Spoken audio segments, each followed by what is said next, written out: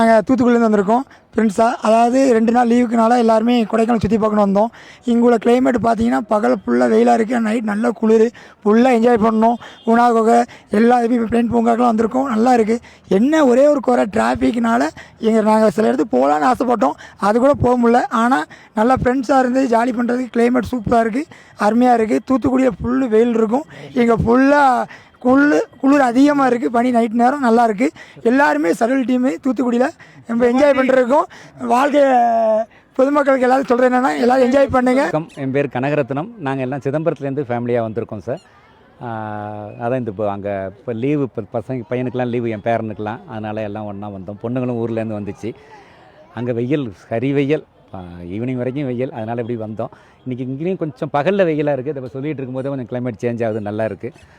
மற்றபடி இப்போ பார்க்குக்கு வந்திருக்கோம், இங்கேயும் நல்ல சீனரிஸ்லாம் ரொம்ப அருமையாக இருக்குது. ஆனால் கொஞ்சம் க்ரௌடு வீக்கெண்டுங்கிறனால கொஞ்சம் க்ரௌடு அதிகமாக இருக்குது.